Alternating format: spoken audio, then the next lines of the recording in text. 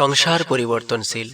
এখানে প্রারব্ধের ঝড় যখন একটার পর একটা এসে পড়বে, মানে কর্মফল যখন একটার পর একটা এসে পড়বে, তখন আপনজন পর্যন্ত সেই ঝড়ে আপনার সাথে আপনাকে আঁকড়ে নিয়ে থাকতে সংকোচ বোধ করবে।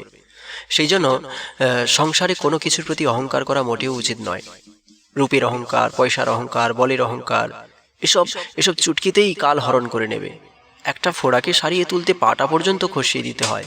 সুন্দর শরীর নিমেষেই ঝরে যায় সামান্য ডায়রিয়া হলে। অনেক ধনের মালিক এক নিমেষে সব হারিয়ে পথের ভিখারি হয়ে যেতে পারে। মায়ার কাছে এসব কিছুই নয়, পুতুলের মতো নিয়ে ছুড়ে দেবে। এমনকি এই সংসারের ভালোবাসার ওপরও অহংকার করা উচিত নয়। অমুক মানুষটা আমাকে খুব ভালোবাসে, ভীষণ অহংকার, আমিও খুব ভালোবাসি, খুব অহংকার। এক নিমেষেই ভালোবাসার আসল রূপ মায়া দেখিয়ে দেবে।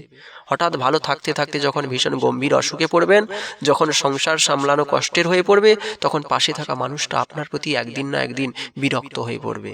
তখন তখন আপনার সামনে মুখ ফুটে না বললেও মনে মনে বুঝতে পারবেন একদিন আপনার ভালোবাসা নিয়ে অহংকার করছিল, এখন আপনার প্রতি বিরক্তি।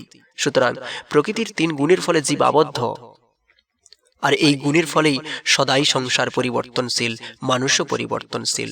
তাই যা পরিবর্তন নয় আর যার ভালোবাসা কখনো পরিবর্তন হয় না, শুরু থেকে আজ পর্যন্ত যে সদাই সাথে আছে আর গভীরভাবে ভালোবেসে যাচ্ছে, সে হলো কৃষ্ণ।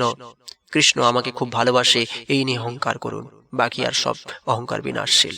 পদকর্তা বলছেন, জীবন চাহি যৌবন বড় রঙ্গ, তব যৌবন যাব সুপুরুষ সঙ্গ, সুপুরুষ প্রেম কবহু নাই ছাড়ি, দিনে দিনে চাঁদ কলা সমবাড়ি।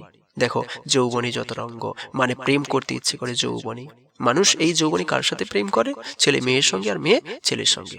কিন্তু পদকর্তা বলছে, এই প্রেম যখন সেই সুপুরুষ কৃষ্ণের লাগি হবে, তখন সেই পরম পুরুষ কখনো ছাড়বে না এই প্রেমের মানুষটাকে, আর এই প্রেম দিনে দিনে বাড়বে। কিন্তু আমাদের যৌবনের যে প্রেম, এটা বৃদ্ধ হলে ভাটা পড়ে যায়।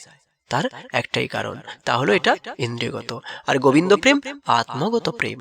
তাই গোবিন্দ আমাকে খুব ভালোবাসে, এই অহংকার ভক্তিতে অনেক এগিয়ে নিয়ে যাবে। তাই জাগতিক সংসারে কোনো কিছু অহংকার না করে শুধু পরিবারের প্রতি, নিজজনের প্রতি যেইটুকু অন্তর দিয়ে সেবা করতে পারবেন সেইটুকু করে যান।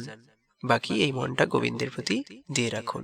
জীবন অনিত্য জানো সার, তাহে নানাবিধ বিপদ ভার, নমস্বয় যত্নে করি তুমি থাকো আপন কাছে। এই জীবন অনিত্য ক্ষণিকের, পদে পদে বিপদ, কত ব্যাধি, কত ক্লেশ নিয়ে অতিবাহিত করতে হয় প্রত্যেকটা দিন। কোন বিষয়ে যত্ন নিতে হবে তা এখনো আমাদের মাথায় ঢুকছে না।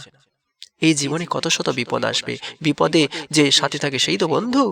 সন্তানের কোনো বিপদ, পিতামাতার কোনো বিপদ, পতিপত্নীর কোনো বিপদ এলে তার সাথে থেকে মনের সাহস জোগানো, জীবনের শেষ মুহূর্ত পর্যন্ত সেবা প্রদান করে পাশে থাকাই হলো মানুষের পরিচয়। আগে মানুষই হতে পারলাম না, মাধবকে লাভ করবো ভাবছি। সুতরাং জেনে রাখতে হবে, এখানে একের পর এক বিপদ আসবেই।